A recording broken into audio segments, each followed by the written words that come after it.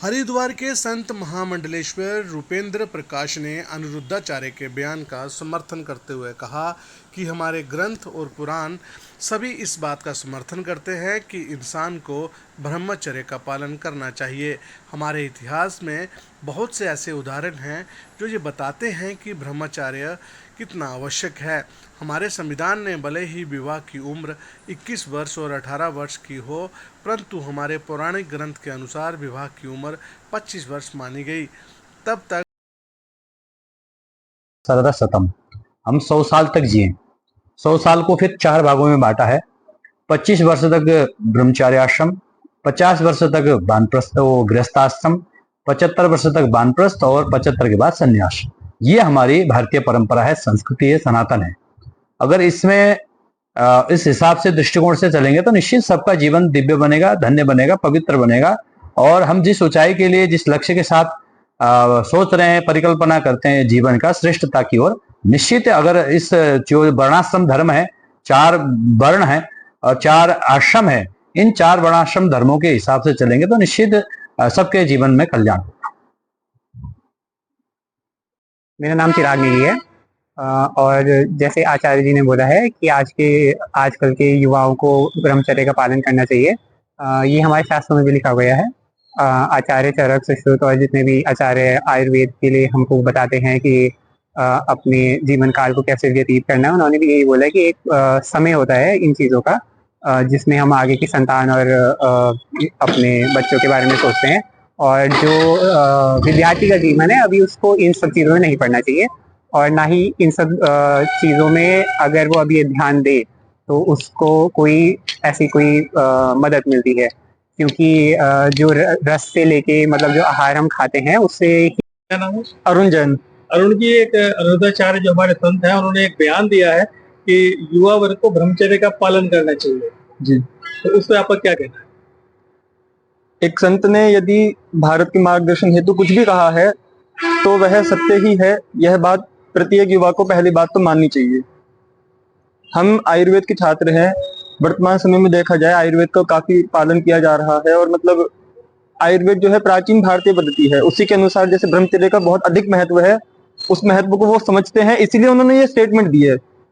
वर्तमान समय में अगर हम किसी आधुनिक चिकित्सक के पास जाएंगे, वो इन सब बातों को जैसे नहीं मानते, वो या ये कहते हैं कि जैसा हस्तमैथुन बहुत सामान्य प्रक्रिया है, बहुत सामान्य सी चीज है।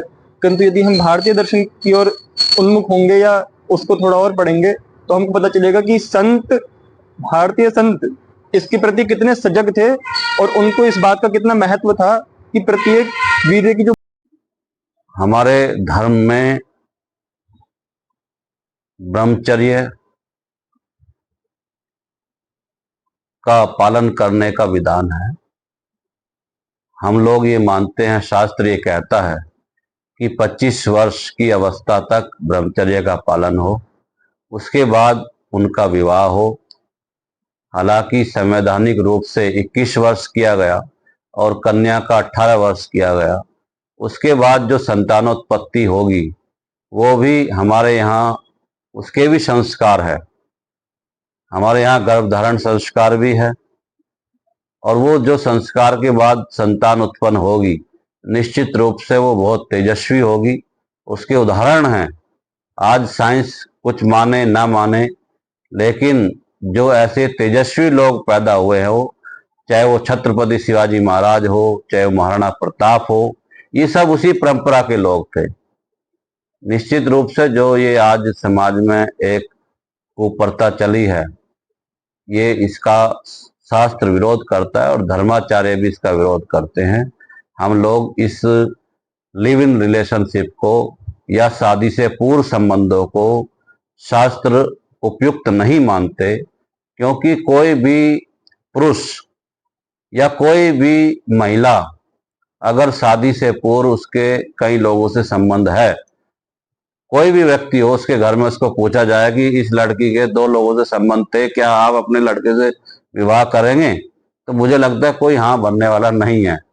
या कोई लड़के के बारे में पता चले इसके 4 औरतों से संबंध है, तो वो चरित्रवान नहीं माना जाता, चरित्रवान की भाषा के लिए उपयुक्त नहीं है। समाज में सब काम हो रहे हैं, सबकी अनुमतियां हैं। सब लोग एडजस्टमेंट कर रहे हैं, वो अलग विषय है। कि महिला पर स्त्री गमन भी हमारे यहाँ वर्जित है, और पुरुष के लिए भी पर स्त्री को देखना, हमारे यहाँ देखना तक भी पाप माना गया अगर उसको इस दृष्टि से देखते हैं।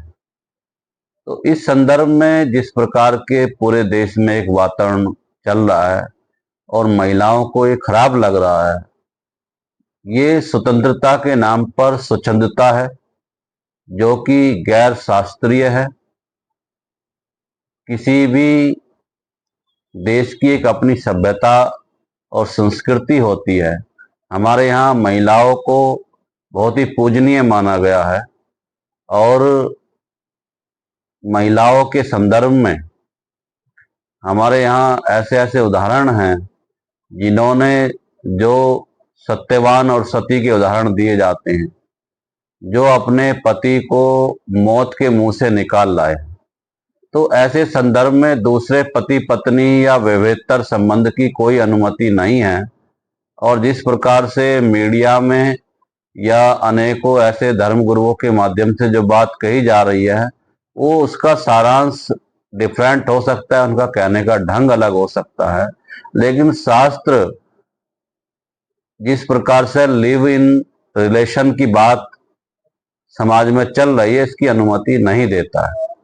ठीक है, माननीय उच्चतम न्यायालय ने इस पर अपनी टिप्पणी की है, और समाज में बहुत बड़ी मात्रा में लोग लिव इन में रह भी रहे हैं, लेकिन तो भी इसके बाद शास्त्र इसकी अनुमति नहीं देता है। और हम सब लोगों ने इतिहास पढ़ा होगा कि रानी पद्मावती का इतिहास, पर पुरुष को अपना मुंह तक न दिखाने के लिए उसने जौहर किया। हजारों रानियों के साथ, हजारों महिलाओं के साथ उसने जौहर किया, लेकिन पर पुरुष को उसने स्वीकार नहीं किया। ऐसे ही जो वैवाहिक संबंध है, जो आज के समय में बहुत बड़ी मात्रा में समाज में प्रचलन में आए हैं, वेद भी इसकी अनुमति नहीं देता, पुराण भी इसकी अनुमति नहीं देता।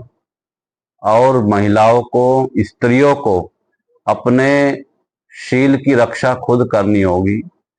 निश्चित रूप से जब